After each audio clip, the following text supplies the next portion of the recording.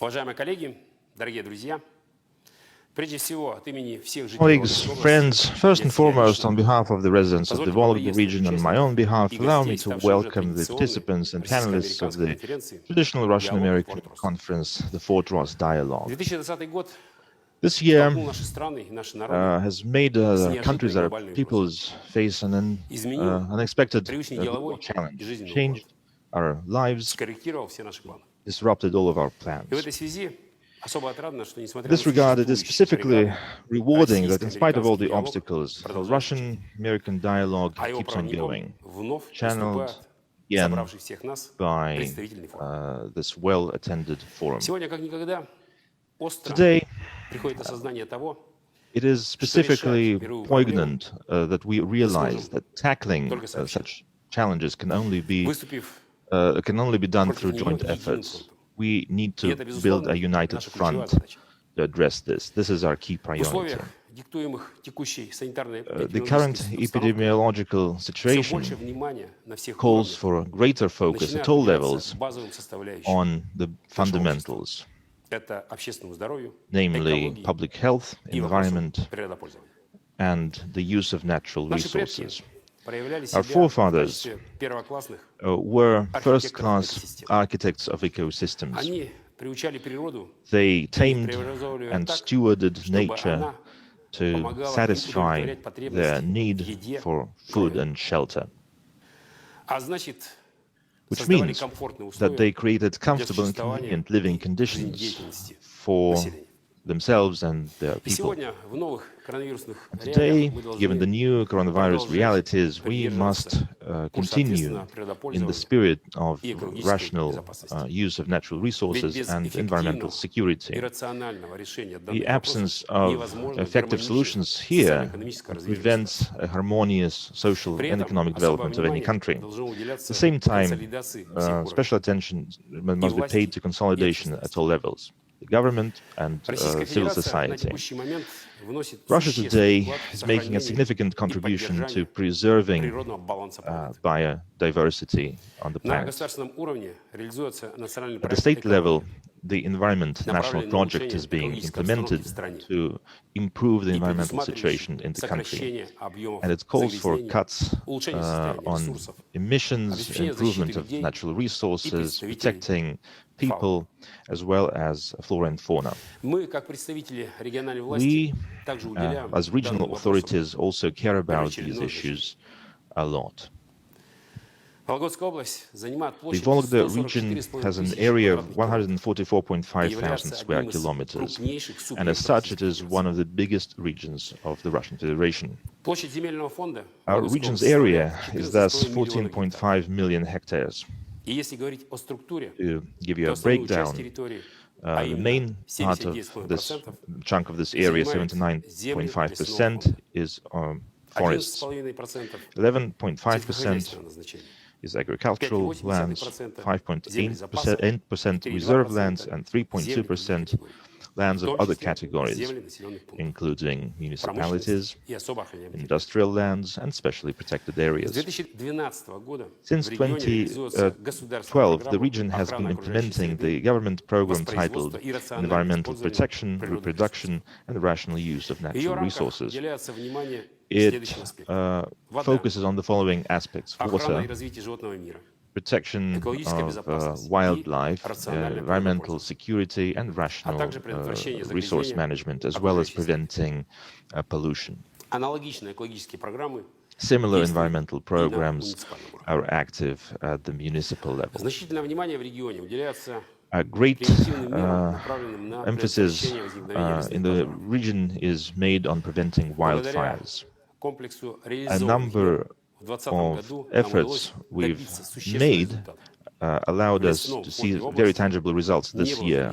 There were no major wildfires this year in our region's forests, and there were no emergency situations related to wildfires. All wildfires were extinguished within 24 hours after detection, while 63% of fires were extinguished before they reached an area of 0.1 hectares. The region is pursuing an ambitious reforestation campaign. In 2020, reforestation efforts covered an area of 80,000 hectares, which is 6% above the target. At the same time, the Forest Preservation Indicator of the Environment National Project, specifically as set for the Vologda region, calls for reforesting 86.6% of the logging area, and this figure has been met. I must mention specially protected areas in the region. Their network has 199 sites with a total area of around 140,000 hectares. They include two federal-level territories, the Darwin Reserve and the Russian North National Park. 179 of them are region level. The remaining 18 are local level. This year, the region implemented a massive campaign to initiate amendments to the federal legislation to transfer the Russian North National Park from federal to regional and municipal property. Currently, the bill is being considered by Russia's parliament. These amendments will allow us to conduct economic activity in this area, while at the same time ensuring the main function of the park, preserving rich cultural, historic heritage of these lands. Another timely area of work tied into environmental security, quality of life, is fostering an environmentally sensitive culture. We engage regional and municipal authorities on this. Cultural organizations, the mass media, public groups. We conduct dozens of events every year to enhance environmental awareness for people of all ages. For example, this year, saw the project Environment Through Children's Eyes and a regional environmental conference titled Saving the Environment and Cultural Heritage of the Vologda region was held. On top of that, our region participated in Water of Russia, a nationwide effort to clean up coastal areas and water bodies. Educating people about the environment is one of our top priorities. Being environmentally aware is the foundation of our future green wins. The environment is first and foremost about knowledge. I believe that this knowledge is not optional. It should be part of the core curriculum. The environmental component must be present in all educational programs, starting from kindergarten. Only then will people's mentality change to understand their personal responsibility for their future, where humankind, that is a geological force these days, can hope to continue to develop sustainably. It is obvious that problems abound in the environmental sphere, and they keep growing, which puts pressure on the situation as a whole and drives up the costs that prices will have to pay later for restoring the balance. Our job today is to preserve the unique nature and diversity of our lands for the benefit of future generations. It's time to act. Our future depends only on us. Thank you, friends, and thank you for your attention.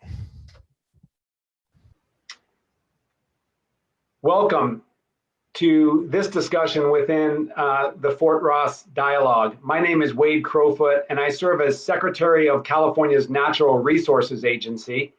Our mission is to steward or care for the state's natural resources as well as cultural and historic resources. So for that reason, I'm really excited to be here today talking about the historic and contemporary land use practices in relation to the region where Fort Ross is, and then more broadly in California. I want to pass along greetings to our friends in Russia, as well as around the world, those who have championed and partnered together to preserve the incredible historic and cultural legacy of Fort Ross, and of course, the friendship and collaboration between Russia and its people and California and its people. Big thanks to Sarah, of course, the Conservancy Director, for organizing this, and I'll also acknowledge and thank former Governor Jerry Brown, who has always been such a champion of these dialogues and reached out to me and asked me to participate here today. So our discussion over the next 45, 50 minutes is going to be an interesting one. We have 3 panelists joining us today, each with a really interesting perspective on land use practices. We have Brendan O'Neill, Senior Environmental Scientist at our State Parks Department. Brendan works in the Sonoma-Mendocino Coast District and is essentially our foremost expert on the natural resources and the environmental resources within Fort Ross and neighboring state parks. We're also joined by Nina Hapner, the Director of Environmental Planning of the Kashaya Band of Pomo Indians at Stewart's Point Rancheria. What all of us should know is that Native peoples and Native communities have been stewarding these lands around Fort Ross and throughout California since time immemorial, for thousands of years. And in California state government, we're now acknowledging that traditional leadership and the need to learn from tribal knowledge and partner on exploring ways to better protect and conserve the land. And then last but not least, we're joined by Kaelin Biddle. Kaelin is a youth leader in the Bay Area who's focused on a different aspect of land use practices that Governor Newsom here in California is prioritizing, and that is building our soil health, building the health of the soils that grow our crops and grow our food and fiber. So I'm really excited with this discussion. I want to set the tone a little bit, or at least set some context for the discussion about why Governor Newsom has prioritized nature-based solutions to our environmental challenges here in California. In our state, we pride ourselves on leadership that our policymakers have provided tackling climate change. And that includes expanding the amount of renewable energy generation that powers our economy. That includes improving the efficiency of our buildings and our appliances and our electronics. It also includes a big push to move our transportation system to zero emission vehicles, electric vehicles, hydrogen fuel cells. And I categorize all those solutions as sort of technology-driven solutions. Earlier this year, though, Governor Newsom elevated another critical set of solutions, and that is utilizing our nature, our natural lands and our working lands, our farms and ranches, to address climate change and also achieve other environmental priorities, including maintaining biodiversity or the natural richness and variety of plants and animals that we have in the state. California is about 100 million acres of land. That translates to about 40 million hectares. 90% of that land is comprised of these natural areas or working lands. So think your forests, your wetlands, your woodlands, your farms, your ranches, your parks. And we have understood or sort of tried to prioritize around how can we improve land management for a few reasons. One is to absorb carbon from the atmosphere. We know that trees and land can remove and do remove carbon from the atmosphere. We call that sequestration, nature-based sequestration.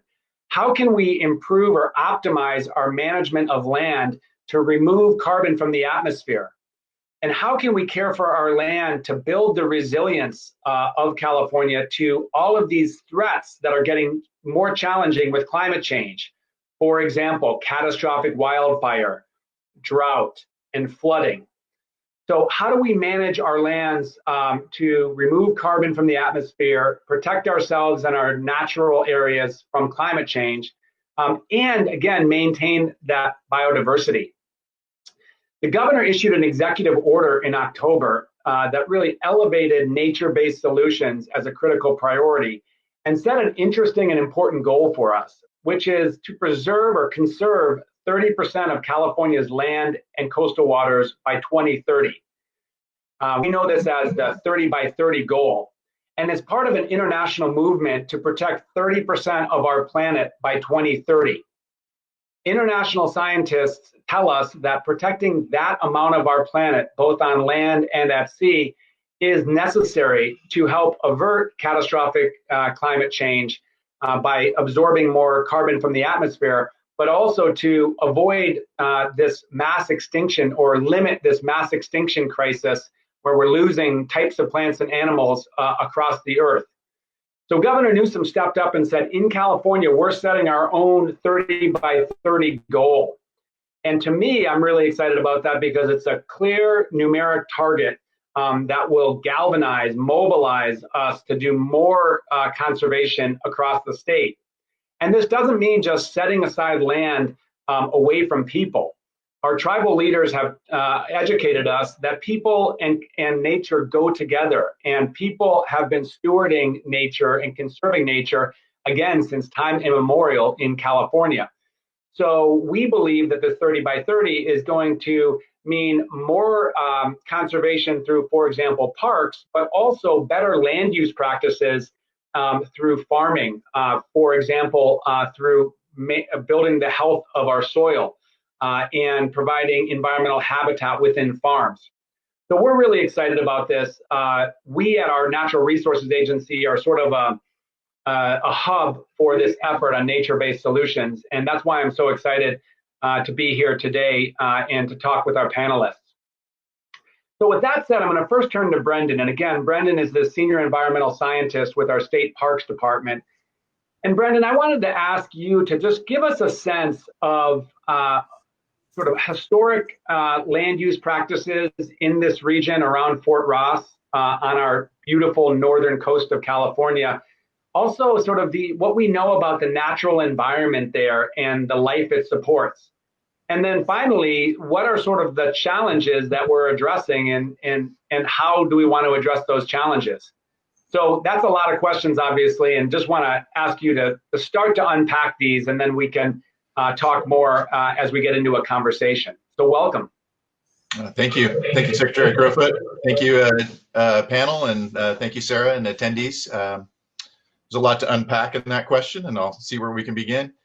Fort Ross, I think we can go back to the time of Kashaya-Pomo, and we'll probably circle back with Nina at some point on that.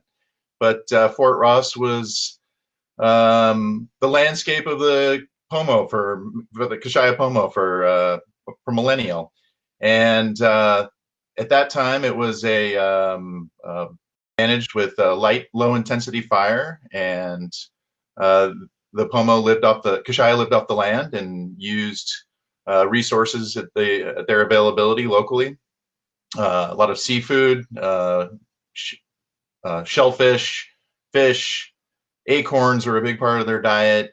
And tending to that landscape was often done with the use of low intensity and light fire. And the forests had fewer trees, larger trees.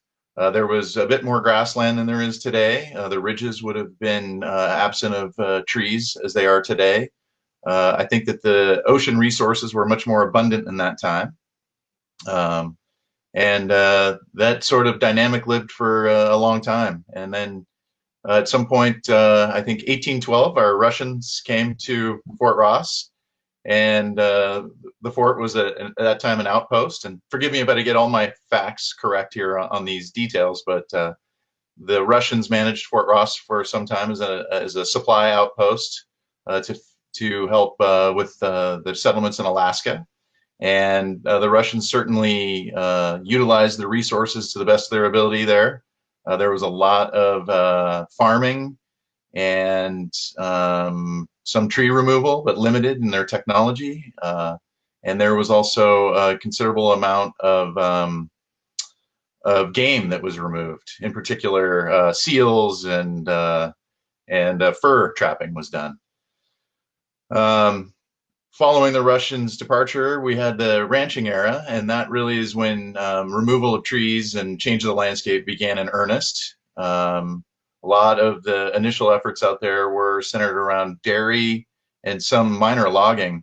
But after World War II, when we had the technology to really start removing trees and to harvest the forest there, is when a considerable amount of the large redwoods and some of those beautiful resources were removed for construction of homes in California and other locations.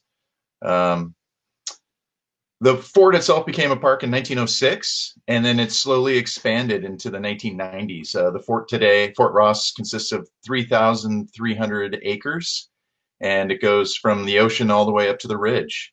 And that park has a beautiful array of different resources. There's an incredibly abundant coastline there with kelp forests, which are really important in sequestering carbon and keeping a stable environment.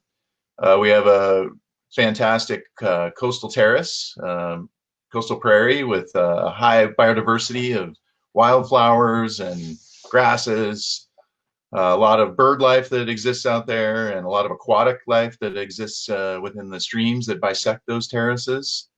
These are also important for carbon sequestration. The soils are really important in there for sequestering carbon. And then as we move up the terrace, we have Bishop pine forests. They're a short-lived, intense, fire-dependent habitat type. And then all the way up to the ridge, we look at redwoods. And we have some beautiful old-growth redwoods in the park, large diameter, just absolutely fantastic forests. And moving up to the ridge tops, some oak woodlands with some fantastic views of the coastline. All these habitats function together, and there's all sorts of interesting connections and networks that happen within there with fungus and invertebrates, flowering plants, wildlife, vertebrate, invertebrates, birds. There's just an array of interdependencies that occur in there. They provide function for clean water, clean air, and for healthy, happy people. And when you call it recreation, it sounds good, but when we call it recreation, then you really start to understand how important that is to humanity. And Brendan, what would this is that's fascinating. It's a great sort of survey of the environment. What do you, if you had to identify the biggest threat to the sort of the functioning of those incredible ecosystems, what would they be at this point? It's climate change. We see lots of pathogens that have been introduced in the last few years, stressors that you can start to see in habitat throughout the park units. Everything is much drier. We have about, I think 50% of the fog that we had 20, 30 years ago. Our temperatures are up about 3 or 4 degrees on average across the range. We have great temperature records at Fort Ross.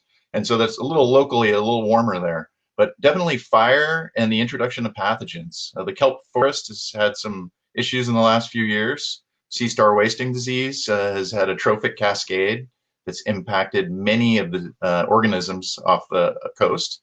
And then our forests are under threat. Sudden oak death is really limited and in fact created significant mortality with our tan oaks and has impacted our broadleaf forest and our redwood forests. And our pine forests are under attack from a pitch pine canker, which is really devastating to those stands. Wow. Well, thank you for those opening remarks. That provides a really good background on both the sort of historic land use practices and also just the remarkable environmental richness of Fort Ross and its surroundings. I want to turn next to you, Nina. And as I mentioned, our state government, after, I have to say, over 100 years of largely ignoring tribal leadership on natural resources management, is coming around to understanding just how effective tribal communities have been stewarding these lands and how important it is for we in state government in areas like our state parks to really work with and partner with tribal communities to really understand what practices have been working for a very long time. So I'm interested in your perspective on Fort Ross, the region, and land use and sort of both the past, but also opportunities you see moving forward.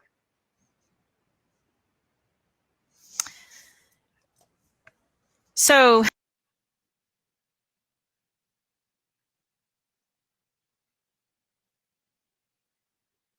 and I think we may have lost Nina for just a moment. So we'll see if she comes back on. Oh, there she is. apologies. No worries, you're back and we can hear you. Excellent. So I do have a map if you guys would like to see the traditional territory of Kashaya. So I need to share my screen real quick. Please bear with me while this happens. Take your time. Can you see the map? Yes, indeed. Okay, great. So as you can see, there's a yellow and there's a pink outline of land. So the pink is the current reservation, the Stewart's Point Rancheria, and the golden color is the Kashaya Coastal Reserve. And we share a boundary with Salt Point State Park, and then as you go a little further south here, you have Fort Ross. And so Kashaya they're very much tied to this area. It's Kashaya home. It's Kashaya homeland. And initially, before settlers, Russians, anybody else, Kashaya covered over 38 miles of coastline from Walala down to Salmon Creek towards Bodega, and inland at the longest point, at the widest point, over 19 miles out to what now is called Lake Sonoma.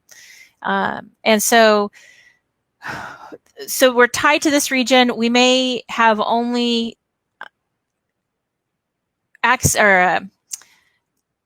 jurisdiction, so to speak, or being able to manage effectively what we have here in these two colors, but the tribe keeps an interest in what goes on in this whole area and certainly along the coast. And as you talk to elders and stuff, they used to say that the ocean is the grocery store. You could get anything that you needed. This sustains you. You have your acorns in the inland, you have your biche, your meat, your deer in the inland, but then you have your sea urchins, you have your abalone, you have your fish, you have all this out here. And so this landscape was really well used. People traveled, people came together, and to have that has been altered so much, and certainly with non-tribal people, Russians, and the Kashaya interacting in those cases, it's changed how we use the landscape, and we've seen the management change. Fires became something that people wanted to suppress, but when they came to this landscape, the whole reason why this landscape was this way was because that was a tool that was used, and that tool was used to help produce healthy plants and healthy landscapes. I'm going to stop sharing my screen if that's okay. I don't know if you guys still need to see this. That way I can see everybody else. Very helpful. Nice. But I thought that might be helpful, especially for people who are not familiar with this area, to have an idea of how much Kashaya covers within this area, and Fort Ross is certainly part of that. Our landscape use has changed. Of course, we've had to change as populations have grown and more people have come into the area, but Kashaya people still utilize the ocean and they still utilize the resources. And as Brendan spoke, we have a lot of opportunities to begin working together between the state parks and the tribe. We have a memorandum of understanding that now we're able, that we can work together on projects. We've always had that intent, but it has been difficult in the past because you're right, we have been ignored. And I know of times trying to even inform California Fish and Wildlife Service, hey, tribal people are out here, they're seeing these things happen, and to be classified as, oh, well, that's just citizen science. That's not really relevant. But we are relevant. And when people are out there and you're using that landscape and the things that you see happening when a food resource is no longer available, or the migration of a certain thing is happening later or at a different time frame, you note those and you see those. And when you try to explain that to people who are scientists, I'll say scientists, if they're stuck in the four white walls, then we have a problem. We always enjoy working with people who are out on the landscape because you see what's going on, you measure that progress or that demise of something, and we've seen that. Kashaya is excited to have the coastal reserve. We have an area that it's been owned by a family that has logged it and used it for economics. We're excited to take this piece of land that we have and return it back to something that's sustainable, because this current practice on what's going on with that area is not sustainable. And so moving to the future, that's what we really want to do with our resources, is that and build resiliency.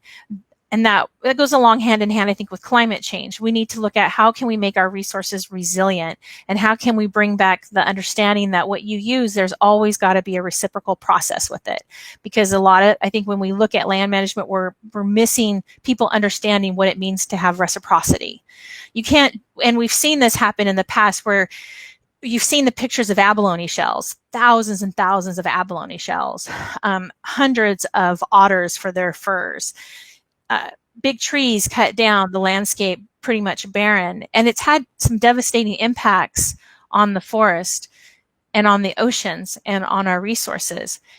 And so when I look at it from a tribal person and looking based on what tribal management and honestly what state management is, I have some conflicts with how they manage our resources, because they don't have the full story. They have it in the past. And so now we're starting to see changes where, I'll be quite honest and transparent, we have changes in faculty and staff in some of these agencies, different generations, people look at things differently, willing to be more flexible. Well, let's take a look, let's listen. And I won't say that everybody is like that, but we know what it's like to have old timers in office who want to keep it the way that they like it. And then we know what it's like to have progressives. And sometimes progressives are not always the easiest to work with either, but we're starting to find that medium. And we're seeing this as with Kashaya being involved in a lot of collaborations with state park staff. Brendan's great. Unfortunately, we haven't been able to do as many things as we want, just because of resources and people resources and now pandemic mode. But we'll get there. We consistently stay in touch, which is great. So we know what's on the horizon and we're excited about it happening.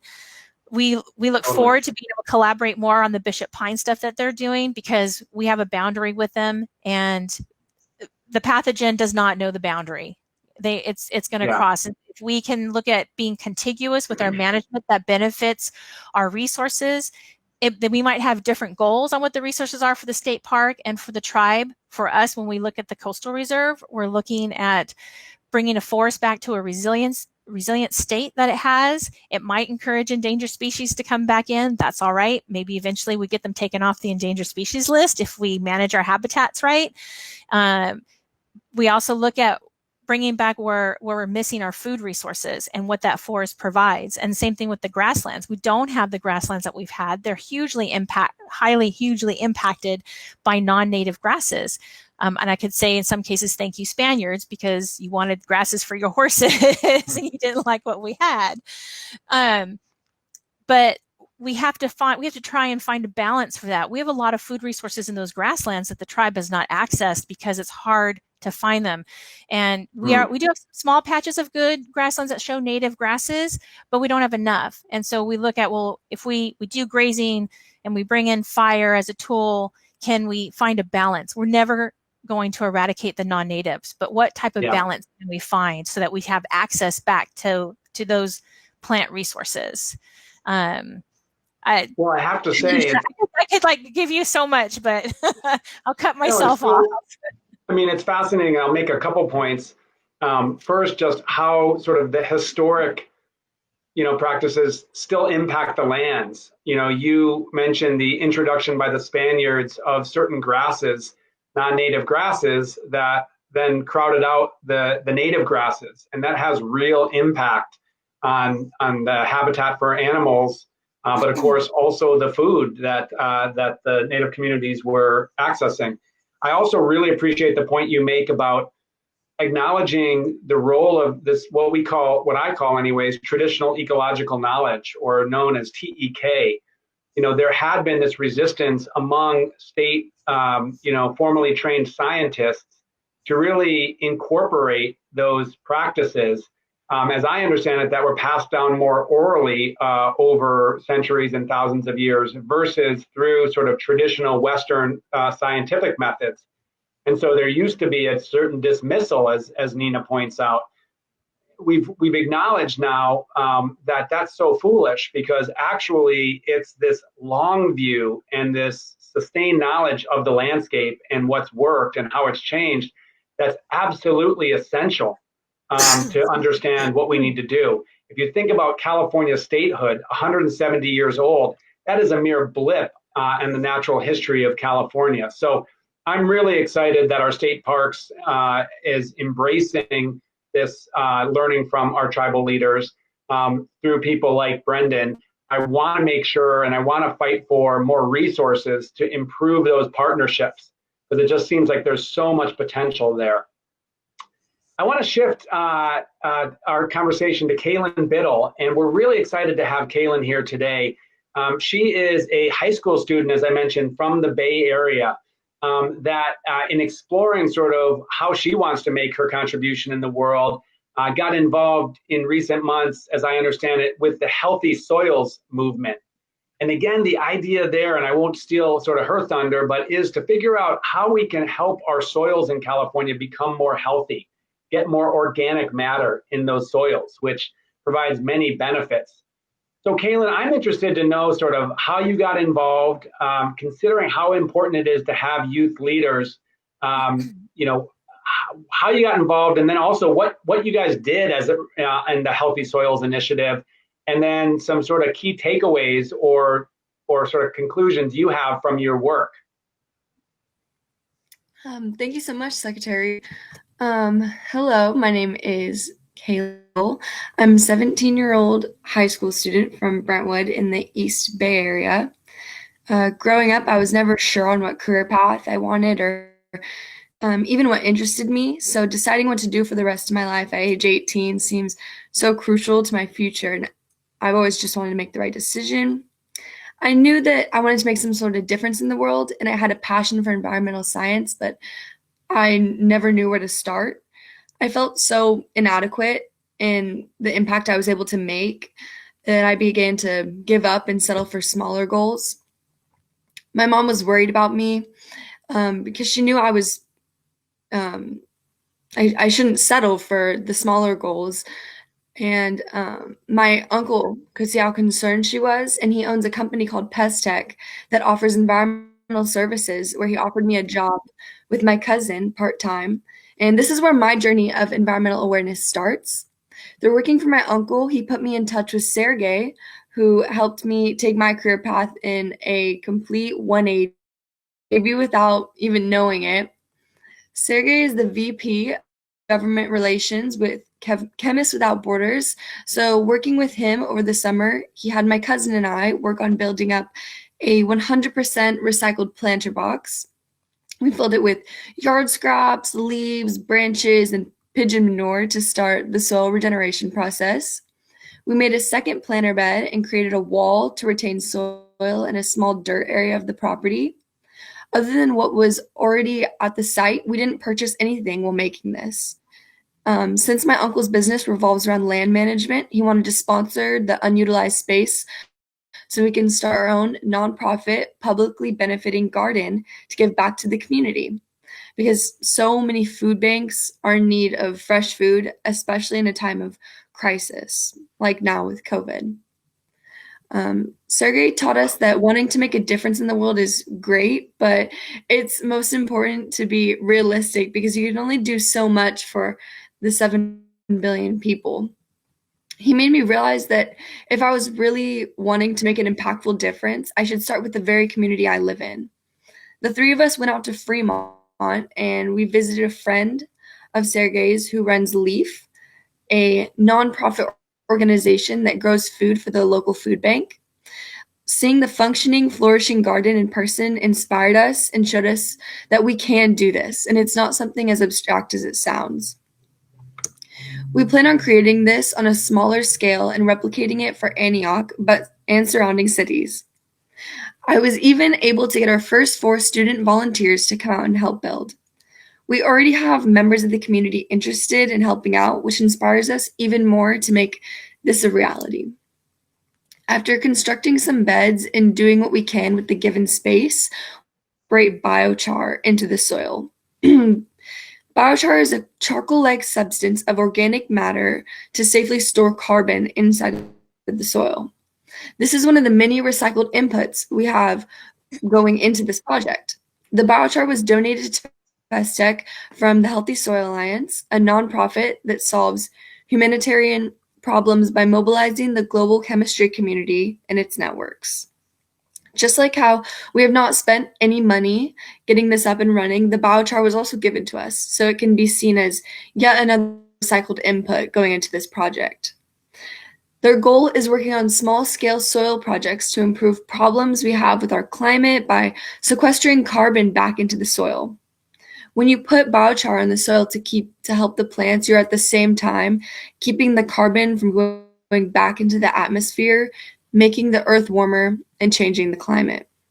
I find it extremely important to educate our upcoming youth on the problems we are currently facing environmentally. Incorporating hands-on science where they can grow their own plants to spark passion and teaching them how to minimize their carbon impact on our planet are a few factors that I feel could make all the difference in the long run. The Fremont Garden I visited does not just grow food for the city, but they offer educational opportunities to unify their community further.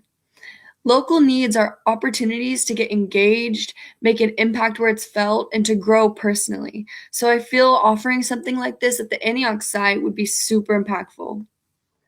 I've always had an interest in problems within our society, like not optimizing what we can do to slow down our carbon footprint or the factory food industry, but I never knew how to get started to help out.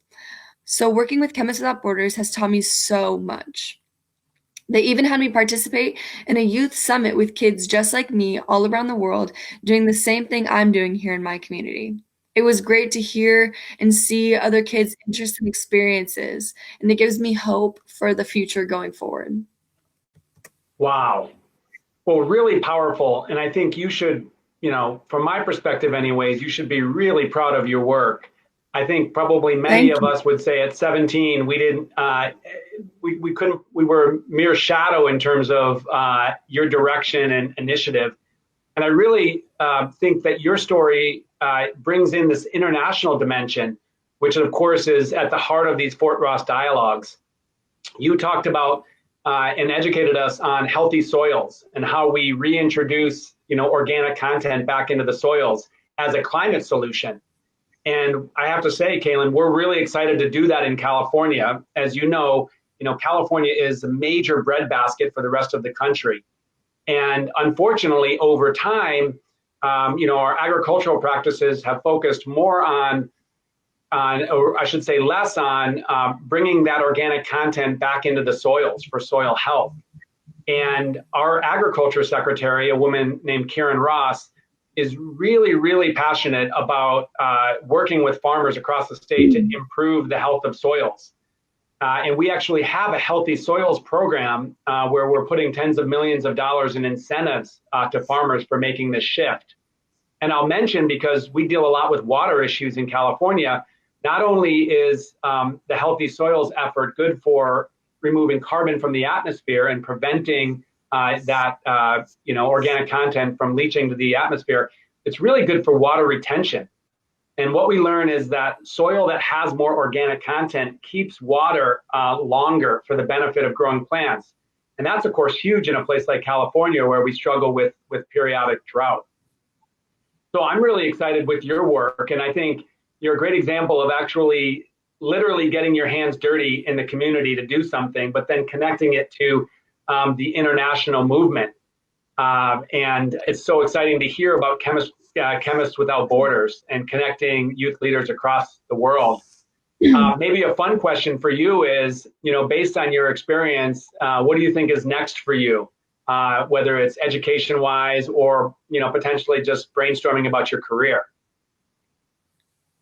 I definitely see myself going into this field long term. So, but as of right now, I am hopeful that we can, within the next 2 years, as I'm at junior college, we can get this garden going, as well as doing some work with bees. And we already have that kind of started. The company I work with, they have began donating beehives to schools in San Francisco and getting kids out and incorporating them into working with the bees and the plants. And I think that's awesome. And I would love to do something like that at my location that I'm working with in Antioch, because not only are we trying to help the soil and the earth, but the animals and insects that live on it too. So. Wow. Well, I have to say, I do a lot of these Zoom conferences, and I rarely get to have time with youth leaders. So it's just really inspirational to hear what you're doing. And I might recommend for Sarah and the Fort Ross Dialogue to do a future dialogue, next year or in future years that's focused on youth leaders. And wouldn't it be such a great idea to have youth leaders from Russia and youth leaders from California talking about sort of, cultural, restoration, but then also all this environmental restoration work that you're doing. So Kaelin, thanks so much. Thank you. And of course, I just want to recognize that there's, obviously dimensions around youth leadership, both in the tribal communities. And before we got on, Nina was talking a little bit about young tribal members and the work she does with them. And then also Brendan, State Parks has this remarkable education component, including this online ports program. So there's just a lot of potential there. Absolutely. I'd ask you, sort of, as we move into sort of our final piece of the discussion here over the next 10 minutes, what would you have our California government do to advance improved land management, either around Fort Ross or generally speaking? I call this sort of a magic wand question. If you had a magic wand, Brendan and Nina and Kaelin, what would government do? And recognizing that this is a dialogue with our friends and colleagues in Russia, I invite you to share any sort of big, ambitious ideas around international collaboration as well. So Brendan, I'll go to you first. You have this magic wand momentarily, a lot of political authority. What is your sort of big, ambitious vision around how our state agencies and governments can help your work? Wow. The magic wand is a big tool. I haven't had the opportunity to have this conceive of this yet, so you caught me a little off guard. But I know already that the state and you are working on the Green Tape Initiative, which is something that's important for us.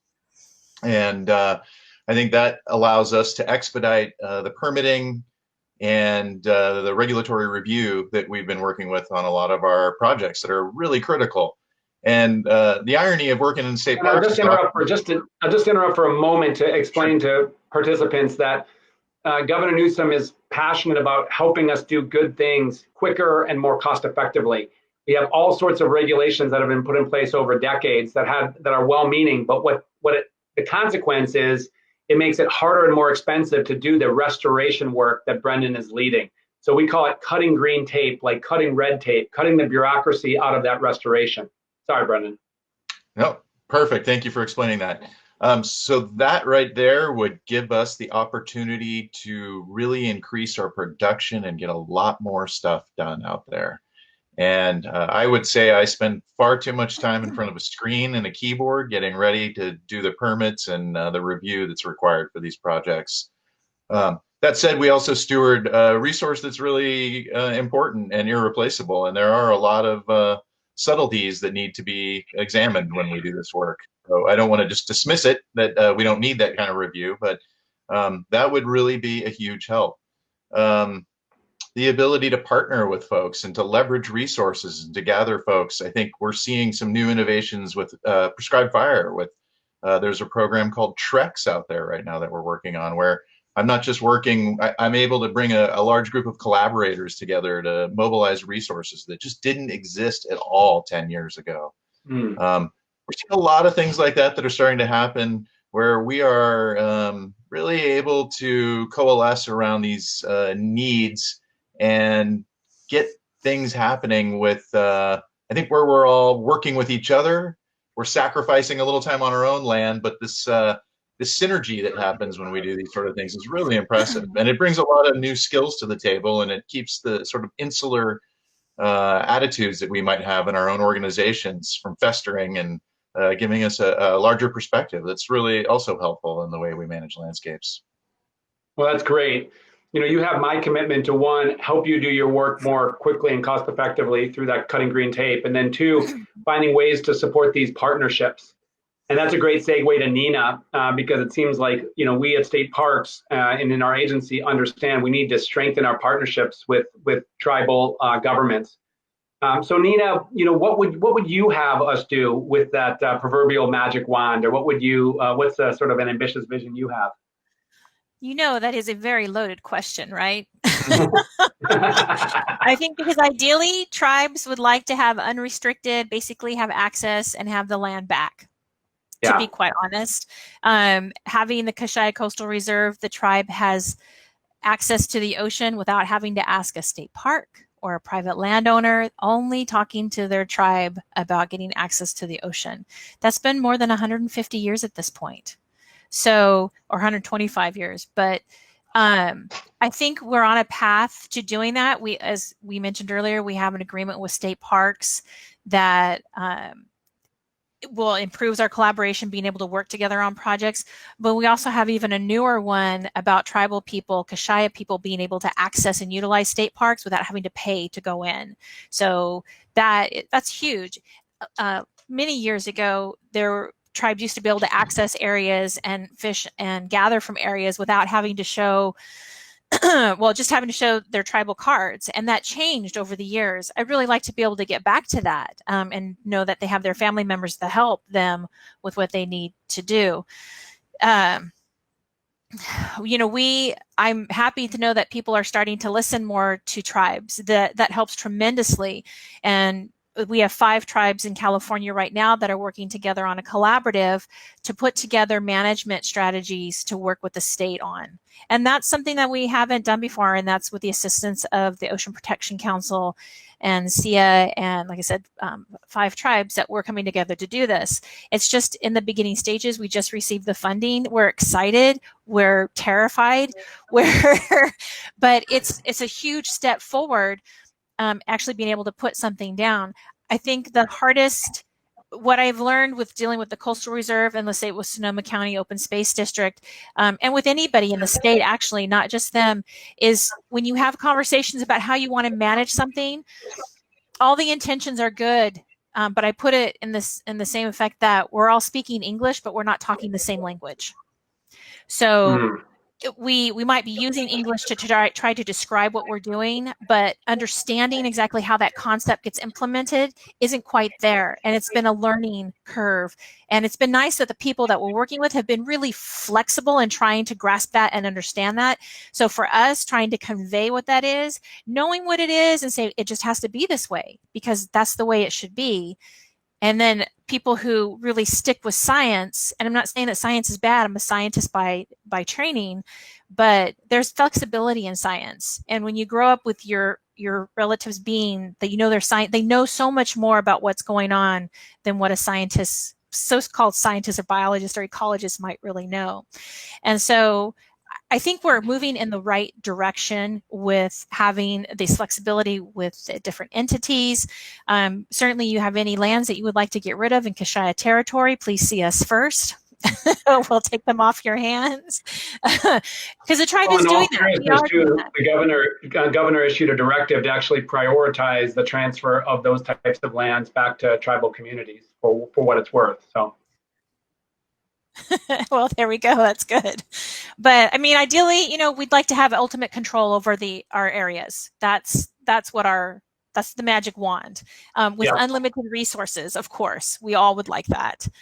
Yeah. So, and people that's helpful, and I do think that's I'm hoping you'll see more progress from our administration, really digging in and building these true sort of co-management approaches that really respect the authority and the knowledge of the tribal communities, and where we can actually, transferring land back to tribal communities. We've actually lost Kaelin, unfortunately, so it doesn't appear that we're going to get her final words, but she actually ended her talk, I think, in a pretty inspirational way. So as we conclude here in this, I think, final installment of the Fort Ross Dialogue, at least we're in the final day, I just want to thank Brendan and Nina and Kaelin. I think it's been a really interesting discussion, three different but complementary perspectives on really how we manage lands, how we've managed lands in the past, how we're doing it now, and how we can in the future. I'm really optimistic. Obviously, 2020 has been a very difficult year in California and throughout the world, given the pandemic. But there's a lot happening and a lot of really positive collaboration happening within the state and, of course, across the world. So I'm so glad to be part of this Fort Ross Dialogue. I really want to thank Sarah once again for all the work that the Conservancy does. And I'm looking forward to finding ways to collaborate with our Russian colleagues and friends. And as always, deeply, deeply thankful for the Russian government's historic support for Fort Ross as an important cultural legacy here in California and a shared legacy between our countries. So Kaelin, Brendan, Nina, thanks so much for joining. And Sarah, thanks so much for organizing. And I will turn it back to you at this point.